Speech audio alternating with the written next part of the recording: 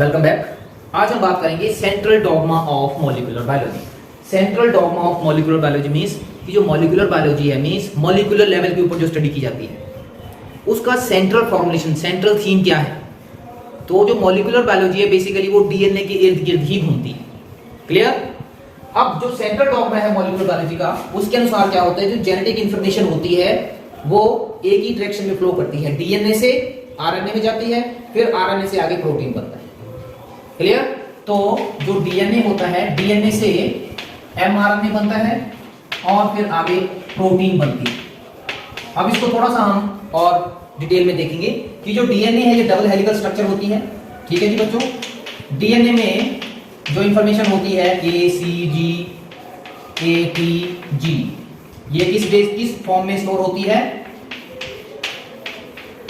Nitrogen base, जो base की sequence है उस रूप में। ठीक है।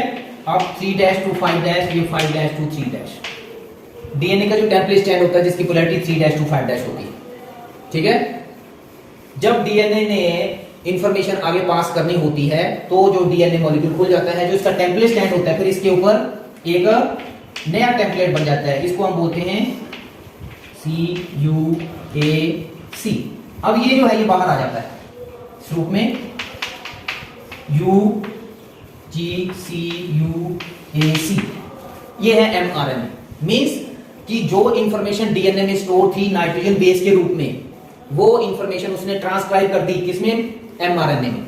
M का मतलब होता है मैसेंजर आरएनए। मैसेंजर का मतलब क्या होता है, मैसेज लाने वाला।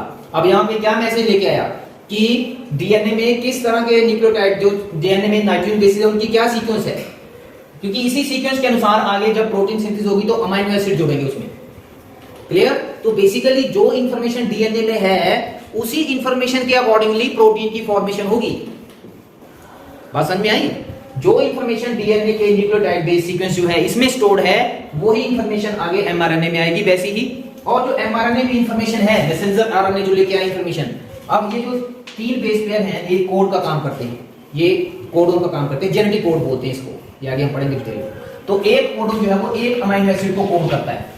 तो एमआरएनए के साथ पीआरएनए, अमीनो एसिड्स, राइबोसोम्स और बहुत सारे एंजाइम्स, ये सारे इसके साथ इसकी हेल्प करते हैं और प्रोटीन की फॉर्मेशन कर देते हैं।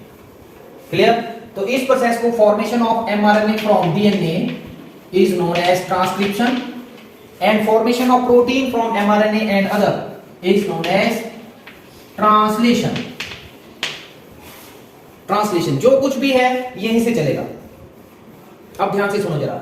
अब अगर डीएनए में कोई म्यूटेशन हो जाती है, सपोज कोई बेस पेयर चेंज हो जाता है, जैसे ये सी की जगह जो है यहां पर जी आ गया, तो यहां एमआरएनए भी चेंज होगा, तो यहां जी की जगह सी आ जाएगा। तो पहले ये यूजीसी था, अब यूसीसी बन गया। तो ये पहले किसी और अमीनो एसिड को कोड कर रहा था, अब चूंकि ये कोड चेंज हो गया तो ये किसी और दूसरे अमीनो एसिड को कोड करेगा। तो जब कोई दूसरा अमीनो एसिड यहां प्रोटीन में आगे लग जाएगा तो क्या होगा, प्रोटीन की स्ट्रक्चर चेंज हो जाएगी। प्रोटीन की स्ट्रक्चर चेंज हो जाएगी तो जिस स्ट्रक्चर को, जिस कंपोनेंट को वो प्रोटीन कोड करेगी, जब जो कैरेक्टर को वो प्रोटीन बनाएगी, वो कैरेक्टर भी क्या हो जाएगा, उसमें डिसऑर्डर आ जाएगा। तो ऐसे ही म्यूटेशंस होती हैं। तो म्यूटेशन का जो बेस है, म्यूटेशन की जो पहल है, जो म्यूटेशन की शुरुआत है, वो कहां होती है, यहीं पे होती है, डीएनए से। यहां से बेस पेयर में कोई गड़बड़, एक भी बेस पेयर में चेंज हो गई तो वो प्रोटीन जो है वो चेंज हो जाएगी। तो प्रोटीन में चेंज हो जाएगी तो उस कैरेक्टर में चेंज हो जाएगी। ठीक है, जिससे डिसऑर्डर हो जाते हैं। ऐसे बहुत सारे म्यूटेशन के कारण डिसऑर्डर पैदा होते हैं, ह्यूमन बीइंग्स में भी। क्लियर। अब एक और बात सुनो, ये तो है सेंट्रल डॉगमा। अब जो वायरसेस होते हैं जिनका जेनेटिक मटेरियल आरएनए होता है, उनमें आरएनए से पहले बनता है डीएनए। यहां पर ट्रांसक्रिप्शन हो रही है। ट्रांसक्रिप्शन मतलब डीएनए से एमआरएनए का बनना। लेकिन ऐसे वायरसेस जैसे एचआईवी वायरस है, कोरोना वायरस आ गई, इनका न्यूक्लिक एसिड होता है आरएनए, जेनेटिक मटेरियल होता है इनका आरएनए। ठीक है। तो आरएनए जो है, ये आरएनए पहले डीएनए बनाएगा।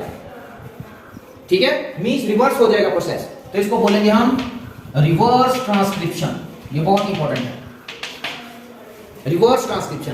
फिर डीएनए से आगे फिर एमआरएनए बनेगा और फिर इस एमआरएनए से आगे प्रोटीन बनेगी। उल्टा हो जाएगा सारा क्रम। इसको बोलते हैं रिवर्स ट्रांसक्रिप्शन। क्लियर। इसको टेमिनिज्म भी बोलते हैं, रिवर्स ट्रांसक्रिप्शन को टेमिनिज्म, क्योंकि साइंटिस्ट था टेमिन जिसने ये डिस्कवर किया था।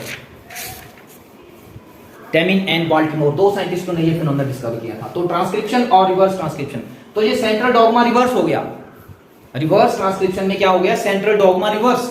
पहले क्या पता था डीएनए से एमआरएनए, लेकिन यहां पर रिवर्स ट्रांसक्रिप्शन में क्या हो रहा है, सेंट्रल डॉगमा रिवर्स में क्या हो रहा है, आरएनए से डीएनए बनेगा, फिर डीएनए से फिर एमआरएनए बनेगा। ठीक है, यहां आरएनए है, एमआरएनए नहीं, ये आरएनए समझना आपने। आरएनए से डीएनए, डीएनए से फिर एमआरएनए, फिर प्रोटीन की फॉर्मेशन होगी। तो ये सिर्फ उन्हीं वायरसेस में होता है जिनका जेनेटिक मटेरियल आरएनए होता है। तो आज की वीडियो में